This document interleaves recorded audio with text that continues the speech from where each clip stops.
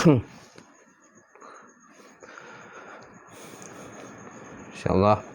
kita buka majlis kita pada pagi ini dengan kitab Al-Fatihah. A'udzubillahi minasyaitonirrajim. Bismillahirrahmanirrahim. Alhamdulillahirabbil alamin. Arrahmanirrahim. Maliki yaumiddin. Iyyaka na'budu wa iyyaka nasta'in. Ihdinas siratal mustaqim. Siratal ladzina an'amta 'alaihim ghairil maghdubi 'alaihim waladdallin. Amin. Assalamualaikum warahmatullahi ta'ala wabarakatuh. Alhamdulillah rabbil alamin wal aqibatil muttaqin wala udwana illa 'alal zalimin. Asyhadu an la ilaha illallah wahdahu la syarikalah wa asyhadu anna Muhammadan 'abduhu wa rasuluh. Allahumma shalli wa sallim ala sayyidina wa nabiyina wa habibina wa maulana Muhammad imamil muttaqin wa qadadul mujahidin wa ala alihi wa sahbihi wa man da'a bi da'watihi wasanna bi sunnatihi ila yaumil.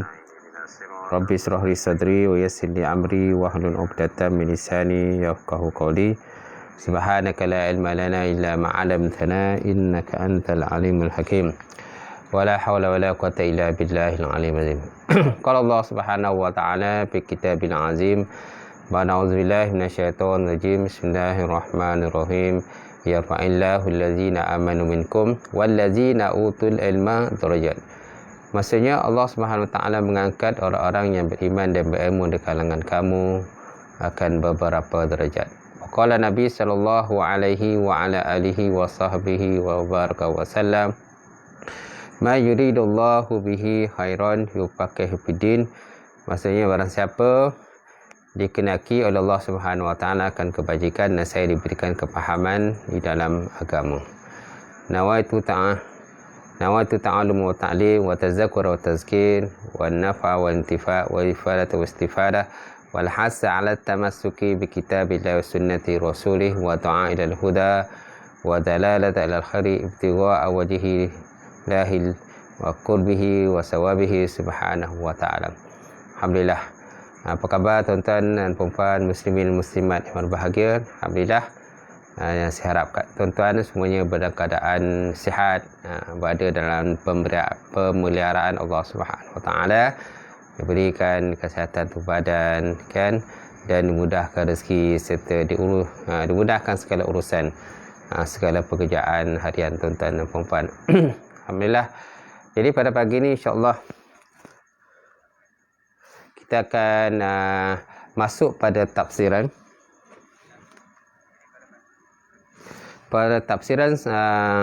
surah yang baru, iaitu surah Yasin. Tafsiran surah Yasin. Baik, sebelum kita masuk pada tafsiran surah Yasin ini, kita lihat kepada sikit latar belakanglah berkenaan dengan surah Yasin ini, di mana surah Yasin ini ialah surah yang ke-41 mengikut tertib penurunannya dan dia turun selepas daripada surah Jin. Surah ni ialah surah ke-41 yang terdapat dalam Quran lah. Kemudian surah yang ke-36 mengikut tertib kesusunannya dalam Quran. Kalau ikut tertib penurunannya dan ia turun selepas surah Jin, dia surah 41 lah. Tapi kalau ikut dalam Quran, tertib susunannya ialah surah yang ke-36. Macam tu. Imam Qurtubi menyebutkan bahawa ulama tafsir sepakat menyatakan bahawa surah ini dinamakan suratul Makkiyah. Surah ini dia katakan suratul Makkiyah sebagaimana kenyataan daripada Ibn Abbas. Ibn Abbas qala nazalat surah Yasin bin Makkah. Akhrajahu Ibnu Naris, Ibnu Duris, Nuhas, Ibnu Mardawiyah dan Al-Baihaqi. Terdapat dalam tafsir Durrul Mansur. Darul Mansur menyatakan bahawa surah ini adalah suratul Makkiyah, mana surah ini diturunkan di Makkah. Melainkan sekumpulan ulama menyatakan bahawa pada ayat yang ke-12, iaitulah ayat wa naktubu ma qaddamu wa asarhum. Wa naktubu ma qaddamu wa asarhum. Surah ayat ini adalah ayat ini diturunkan di Madinah. turun kepada Bani Salamah daripada golongan Ansar yang memohon kepada baginda Rasulullah sallallahu alaihi wasallam untuk berpindah rumah supaya dekat dengan masjid baginda Rasulullah sallallahu alaihi wasallam. Jadi ada pendapat menyatakan bahawa terdapat satu ayat, kan, walaupun surah ini merupakan suratul Makkiyah, tetapi terdapat satu ayat dalam surah Yasin ini, iaitu ayat berbunyi wa naktumu ma qaddamu wa asarahum. Jadi ayat ini merupakan surah ayat madaniyah ataupun adat madani, yang mana dia mengisahkan berkenaan dengan Bani Salamah daripada golongan Ansar yang memohon kepada Nabi SAW untuk berpindah agar rumah mereka dekat dengan masjid baginda Rasulullah sallallahu alaihi wasallam. Dan surah ini mengandungi 83 ayat, dinamakan surah Yasin kerana dimulai dengan ejaan huruf iaitu Yasin. Dan setiap surah daripada Quran mempunyai banyak kelebihan, maka surah Yasin pun merupakan satu surah yang banyak kelebihan dan banyak diamalkanlah. Banyak diamalkan, terutamanya kalau kita dalam konteks kita di Malaysia ni, maknanya kalau ada musibah, kan, ada bala bencana dan sebagainya, maka biasanya kita akan baca surah Yasin. Kemudian untuk tali arwah pun kita baca surah Yasin, kan. Kemudian anak-anak PSC pun baca surah Yasin, betul tak?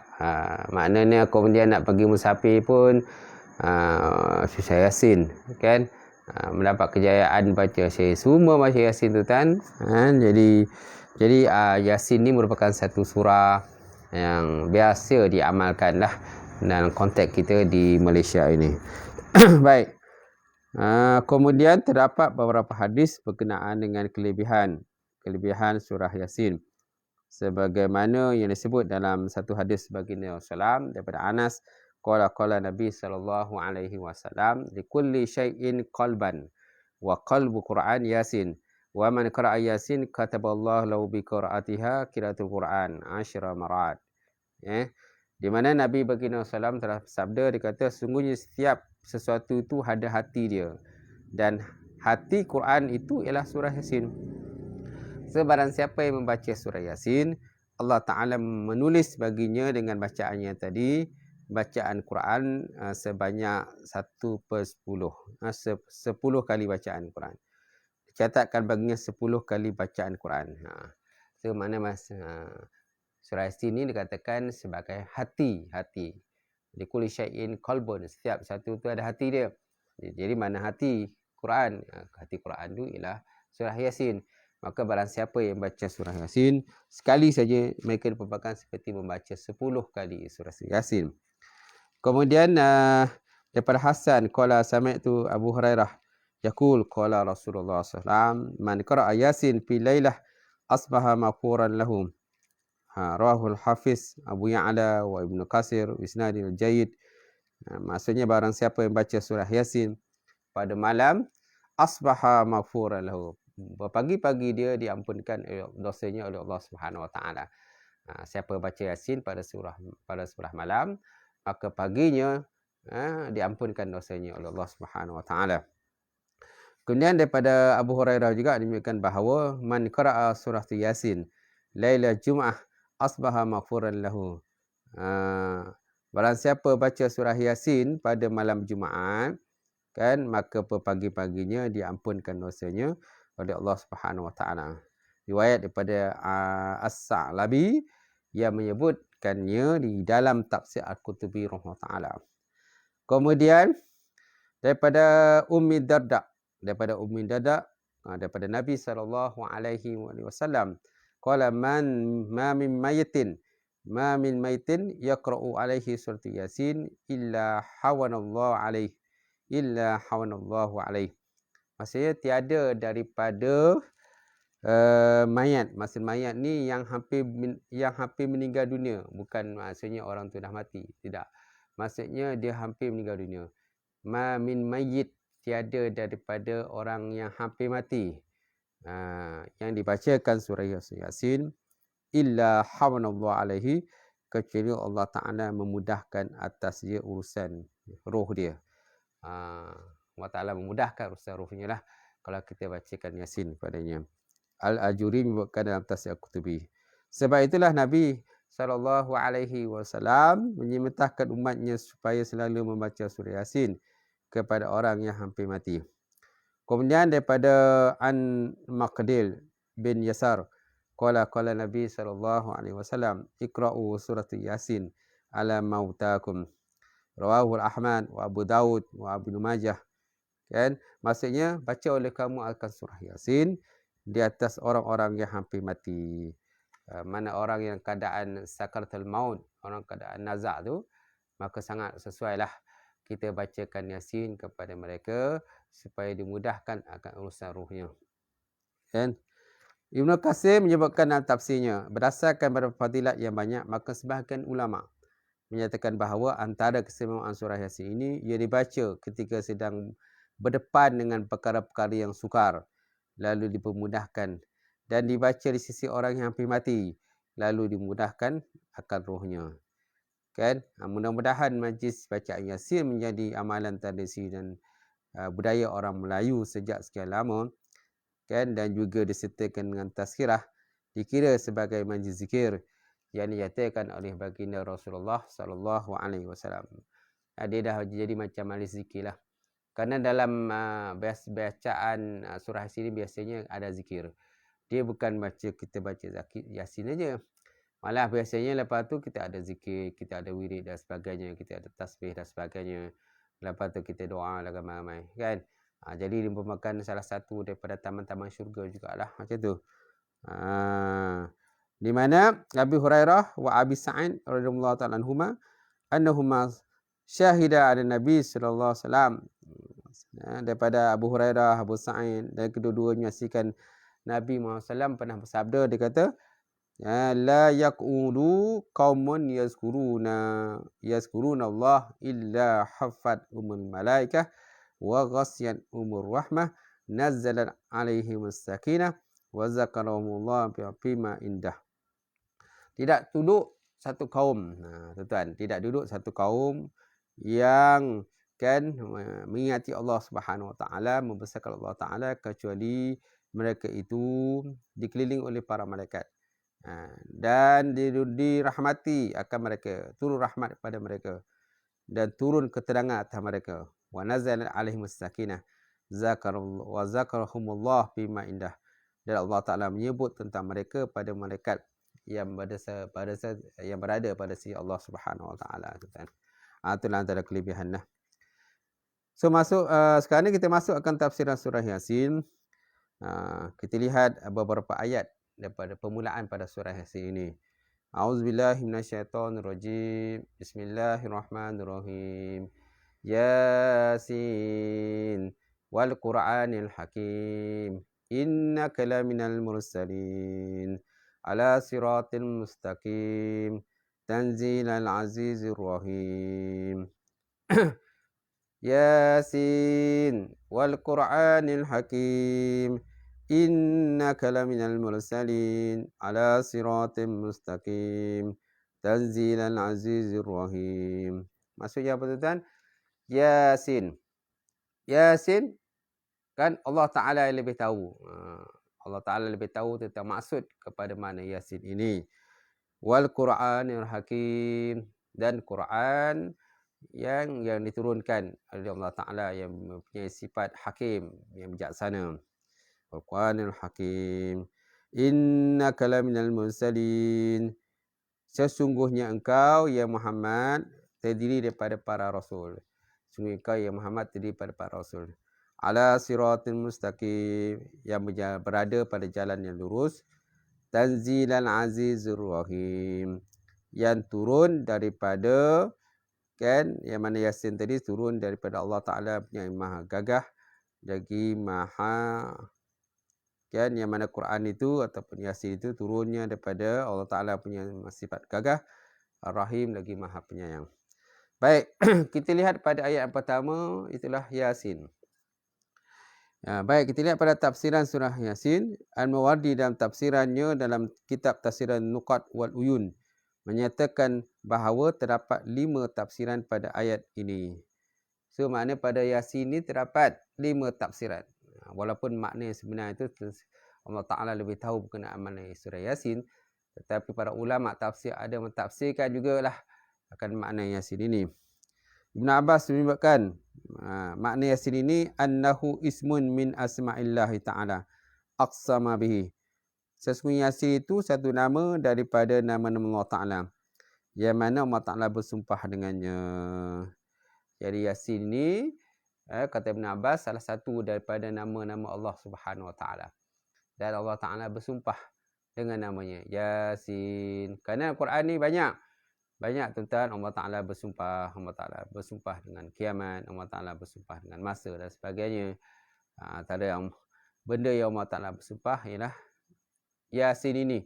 Maknanya Ibn Abbas berkata annahu ismun min asma'illahi ta'ala aqsama bihi. Dianya Yasin itu salah satu daripada nama-nama Allah Ta'ala yang Allah Ta'ala bersumpah dengan nama tersebut. Kemudian Qatadah pula menyebutkan bahawa Yasin itu annahu ismun min asma'il Quran. Asnahu ismun min asma'il Quran. Di mana Qatadah menyebutkan bahawa Yasin ini merupakan salah satu daripada nama Quran. Salah satu daripada nama Quran. Kemudian Mujahid pula menyebutkan bahawa makna Yasin annahu fawatihun min kalamillahi ta'ala iftataha bihil kalamuhu.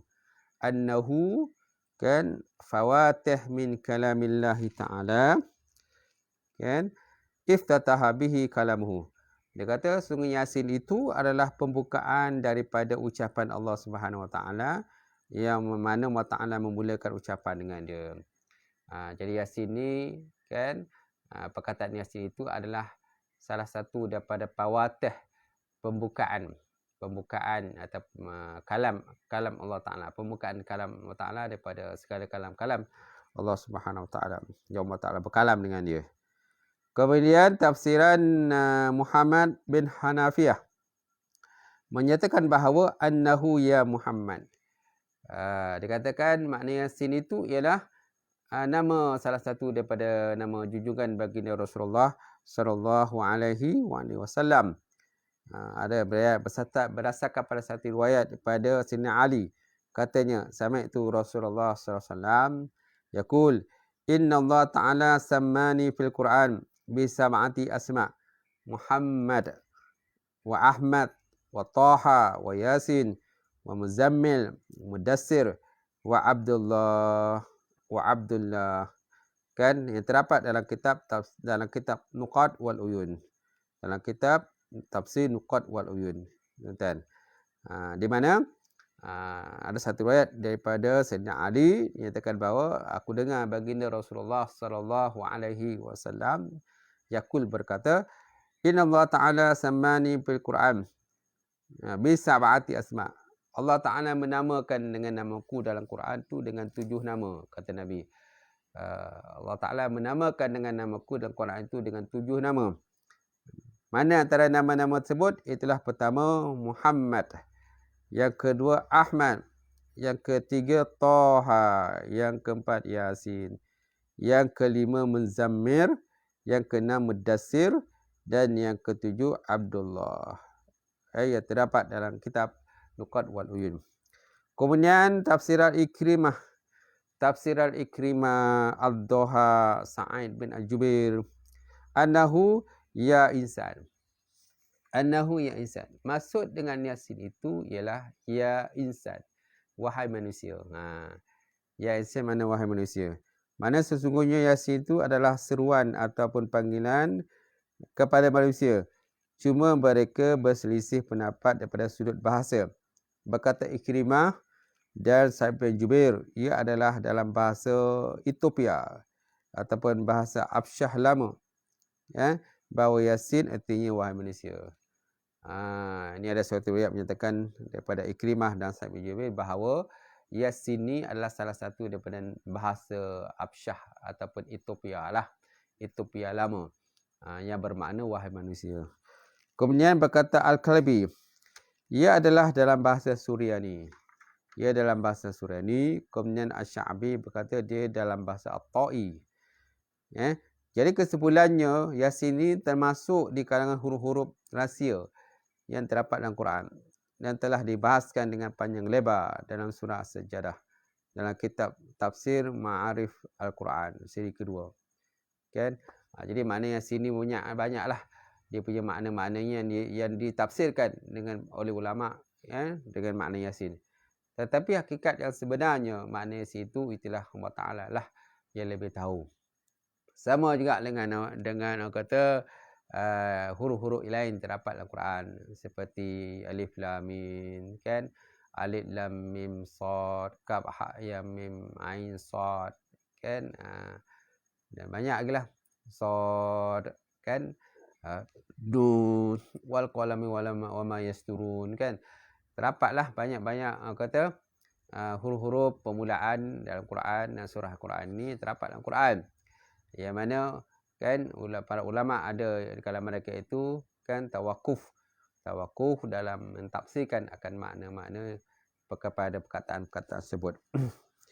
Jadi apakah pengajaran daripada ayat ini? Menunjukkan bahawa luasnya ilmu Allah Subhanahu Wa Taala dan terbatasnya ilmu manusia seluruhnya. Kata Ibn Abbas, ujizatil ulama anal idrakiha. Ujizatil ulama daripada lemahlah ulama daripada untuk mendapatkan akan maknanya. Jadi para ulama lemahlah di dalam untuk mendapatkan makna kepada ayat mana-mana tersebut. Jadi kemudian mendorong orang kafir untuk mendengar Quran setelah mereka dilarang mendengarnya. Wa qala allazina kafaru la yastami'una hadzal Quran. Dan orang-orang kafir berkata, janganlah kamu mendengar Quran ini. Jadi Quran ini juga merupakan salah satu daripada mukjizat yang terbesar. Mukjizat baginda Rasulullah SAW. Jadi Quran ini merupakan satu hujatul balighah. Kan? Ataupun jawami'ul kalam. Kan? Perkataan yang ringkas tetapi maknanya sangat mendalam. Kan? Ini termasuk dalam jawami' kalam. Dan Nabi SAW juga termasuk dalam jawami' kalam. Mana kata-kata Nabi itu adalah banyak kata-kata yang ringkas tetapi punya makna yang dalam. Makna yang sangat mendalam. Dan Quran ini dikatakan sebagai mukjizat ataupun i'jaz. Kerana apa tuan-tuan? Kerana lemah orang kafir atau musuh Islam untuk menentang Quran itu. Quran ni kalau berlawan dengan mereka sudah tentu mereka akan kalah. Kan? Para jin, para syaitan dan sebagainya kalau berhujah dengan Quran, kalau kita menggunakan Quran dalam membuat rawatan Islam, kan, ruqyah dan sebagainya, insya-Allah kan Quran lagi mantap, lagi kuat dan sebagainya, dan biasanya akan dapat mengalahkan sihir-sihir tersebutlah. Macam tu insya-Allah. Baik, kemudian ayat seterusnya wal Qur'anil Hakim, wal Qur'anil Hakim, dan Quran yang mengandungi hikmah dan kebenaran yang tetap kukuh. Maksudnya, iaitu Allah Ta'ala bersumpah dengan Quran yang menguatkan keterangan yang akan diberikan tentang kedudukan Nabi Muhammad sallallahu alaihi wasallam. Kemudian apakah makna hakim? Hakim, Al-Quranul Hakim. Jadi ulama mentafsirkan makna hakim ni dengan berbagai tafsiran. Kan? Antaranya ialah hakim maksudnya al-muhkam. Al-muhkamil ladzi la ya'tihi al-batil min baina yadayhi wala min khalfih. Maksud muhkam itu ialah yang tetap, yang tegas, yang tidak akan datang padanya kebatilan daripada depan dan belakang. Macam tu. Al-muhkam, mana hakim itu al-muhkam. Maknanya yang tetap, yang mantap, yang tegas. La ya'tihil batil, yang tidak datang akannya kebatilan. Sama ada kebatilan itu daripada depan ataupun daripada belakang. Inilah dikatakan oleh Allah Subhanahu Wa Taala dalam Quran, la ya'tihil batil min baina yadihi wala min khalfihi tanzilun min hakimil hamid.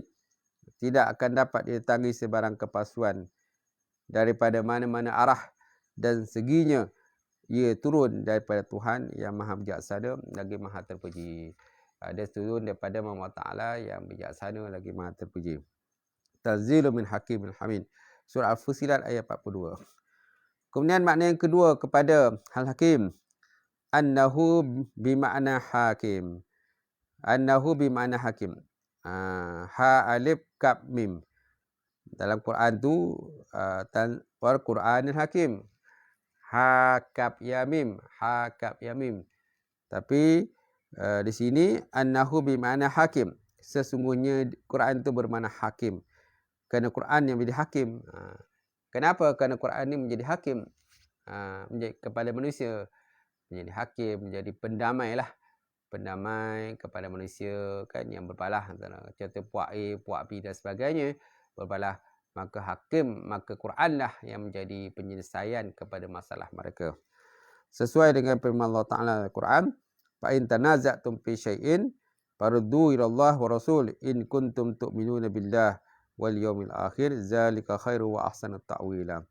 Maksudnya, fa in tanaza'tum fi syai'in, maka jikalau kamu berbantah-bantah dalam satu perkara, faruddu ila Allah, maka tempat kembalinya ataupun kamu kembalilah kepada Quran dan sunnah Rasulullah SAW. Kalau kamu beriman dengan Allah dan hari akhirat. Zalika khairu wa ahsanu ta'wila. Demikian kita lebih baik bagi kamu dan lebih elok kesudahannya. Surah Al-Nisa ayat 59. Kemudian makna ketiga kepada hakim. Maksudnya ahkama halalahu wa haramahu wa amruhu wa nahyahu. Ahkama halalahu. Quran memutuskan dengan hikmah dan bijaksana tentang satu perkara, sama ada daripada segi halal dia, segi haram dia, kan, kemudian daripada segi perintah dia dan juga tegahannya. Tegahan, sama ada tegahannya, perintah dia dan sebagainya. Okey, itulah Quran tadi. Ahkama halalahu wa haramahu wa amruhu wa nahyu. Mana Quran memutuskan dengan hikmah dan bijaksana tentang satu perkara, sama ada pada sudut halalnya, haramnya, perintahnya dan larangannya yang terkandung Quran. Kemudian yang keempat, mana keempat pada hakim ialah zil hikmah. Zil hikmah, yang penuh dengan hikmah dan rahsia. Kesimpulannya, Quran adalah wahyu. Yang keempat ialah yang penuh dengan hikmah dan rahsia. Kerana Quran ni penuh dengan hikmah lah. Penuh dengan rahsia-rahsia yang kalau kita buat kajian berkenaan Quran ni tak pernah habis pun. Tak pernah habis. Ada saja tu kan. Hikmah-hikmah terdapat dalam Quran tadi lah. Sama ada daripada sudut kata sirahnya, kan, sejarahnya kan. Ataupun perintahnya, ataupun tegahan Allah Ta'ala terdapat dalam Quran tadi kan. Segala huruf-huruf ayat Quran kan, Arab Quran ini ada saja hikmah-hikmah terdapat dalam itu. Kan? Jadi kesimpulannya, Quran adalah wahyu yang turun secara langsung daripada Allah Subhanahu Wa Taala bagi menyelamat dan membimbing manusia serta memulakan mereka daripada kesesatan dan juga kejahilan yang gelap dalam kebenaran yang jelas dan terang. Jadi pengajaran daripada ayat ini, Quran sesuai untuk manusia sepanjang zaman. Kenapa? Kerana dia datang daripada Allah Subhanahu Wa Taala. Kerana manusia dicipta oleh Allah Ta'ala. Kita semua dicipta oleh Allah Subhanahu Wa Taala.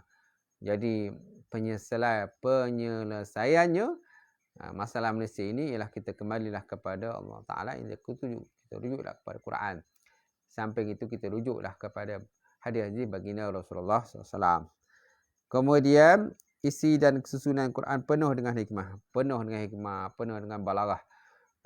Penuh berbalaghah, sama ada daripada sudut ilmu bayan dia, daripada sudut ilmu ma'ani dia, kemudian daripada sudut ilmu balik dia kan. Banyaklah orang kata rahsia-rahsia yang terdapat dalam Quran. Kemudian Quran sebuah kitab yang lengkap dan sempurna yang tidak ada kekurangan walaupun sedikit pun pada dia, tuan-tuan. Itulah sedikit pembahasan pada pagi ini. Maknanya kita telah masuk kepada 2 ayat. So makna pada baru 2 ayat, tuan-tuan. 2 ayat perbincangan pada pagi ini, tafsiran daripada surah Yasin. Mudah-mudahan dengan adanya perbincangan kita pada pagi ini, insya-Allah sikit sebanyak dapat meningkatkan ilmu kita, meningkatkan pemahaman kita dalam pada tafsir Quran, terutamanya surah Yasin ini yang banyak kita baca, banyak kita amalkan setiap hari dalam kehidupan kita. Apa saja masalah dalam kehidupan kita, biasanya kita akan baca surah Yasin. Dan kita mohon Allah Ta'ala kita dimudahkan segala urusan kita. Alhamdulillah, itulah perkongsian kita pada pagi ini. Mana 2 ayat yang kita dapat berkongsi, insya-Allah akan datang kita akan sambung lagi tafsiran berkenaan surah Yasin insya-Allah. A'udzubillahi minasyaitonirrajim. Bismillahirrahmanirrahim. Alhamdulillahirabbil alamin wassalatu wassalamu ala asyrofil mursalin wa ala alihi washabihi ajmain. Allahumma zidna ilman nafi'a wa yaqinan sadiqa wa 'ilman mutaqabbala wa rizqan halalan mubarakatan katsira. Wasiyan ya fata ya alim lana qulubana bi nuri ma'rifataka wa aftah lana fudhu alika. Allahumma faqihna fid din, Allahumma faqihna fid din. Ta'assana bi zatil jabarut wa tasamna bi zatil malakut wa tawakkalna ala hadzal amin. Allahumma sarif anna hadzal waba wa qina syarrar rada wa najina minat ta'ni wa tanwa bala. Bilutfika ya latif ya khabiri innaka ala kulli syai'in. Rabbana atina fid dunya hasanah wa fil akhirati hasanah wa qina azabannar. Subhana rabbika rabbil izzati amma yasifun wa salamun alal mursalin. Alhamdulillah. Qabalallahu minkum.